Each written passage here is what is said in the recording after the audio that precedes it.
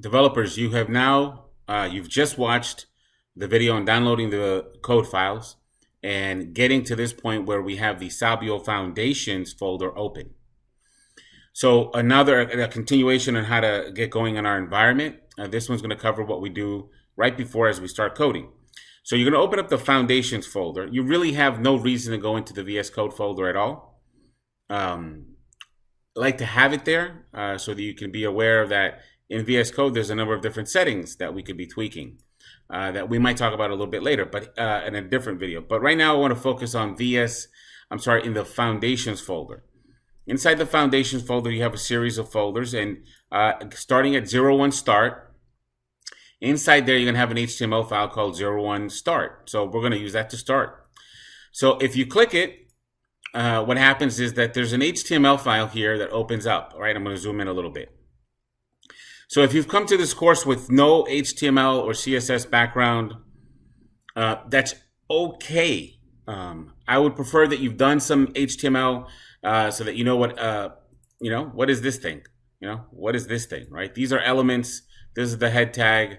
So I prefer for you to have done a little bit of HTML before you got here. If you didn't, that's okay. When you get into this window and you're thinking like, what is all this stuff about? Look, you can just mouse over close to this number 4 and click that little caret and it hides all that stuff. Now, we do need you to keep this open right here because this area inside of this script tag is where we're going to be writing our code, right inside here. Notice though that we have instructions. All of your JavaScript code is going to go inside of the script tag. So what does it mean to be inside of the script tag? This is going to be the opening script element, and then this is going to be the closing part of the script element. So what does it mean to be inside? It means that in between here, in this space, is what it means to be inside, right here. Let me write it out for you. Inside. Now, it doesn't matter how much white space is here. No big deal.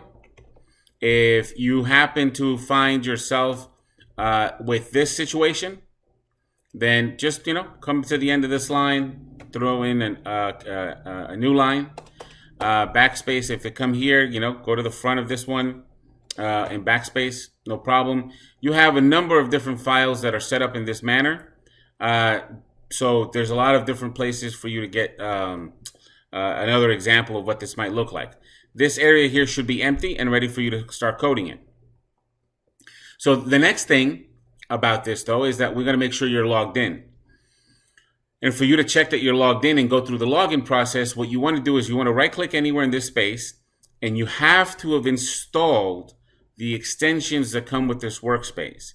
And so the extensions, when you right click, they add an option that says, they add an option that says open with live server. Make sure if you don't have open with live server there, it means that you haven't installed the extensions. So make sure you do that. You might need to click on this little icon that's at the bottom that says extensions in the far left or right tab pane here. And you're going to see that there's going to be a couple of areas. It might even be under recommended, that live server. You're looking for live server. That's really the most important one. You see I have a bunch of recommended extensions from VS Code Microsoft. And then I have a number of extensions enabled already, including the live server one. So you're going to see that live server here has got the little green guy. It's installed. You also going to have the Sabio pre-work extension, and you'll have Prettier at this point in time also installed. Let me click back on the Explore tab so that we can get back to this view. So from when you're here, you right click and you open with live server, and now this is going to open up your default web browser. We need you to set your default web browser to Chrome so that this works as best as possible. This environment supports Chrome. So you open up live server, right click and open with live server. Here comes Chrome. Now, because I haven't logged in yet into this environment, it's going to prompt me by sending me over to a Slack login window. Now, if you get here, what you want to do is pick from this drop down the Sabio Candidates option. Okay, so there I've picked the Sabio Candidates option. It refreshes and says, hey, Sabio Pre-Work app would like to be able to view some content information about you. Yeah, we want to make sure that you're logged in, that you have access via our Slack community.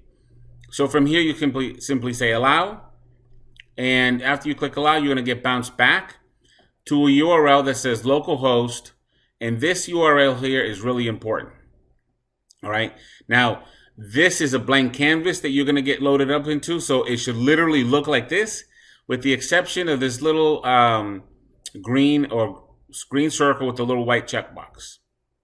That's exactly what it should look like at this point. The next video will get us started as to what we need to do with this blank canvas. But you're going to see the local host, the foundations, and this URL. If you ever have trouble logging in, make sure you tell us what the URL is up at the top here. But this is as far as you need to get in preparation to get started with the actual learning about software development. Okay, so good luck.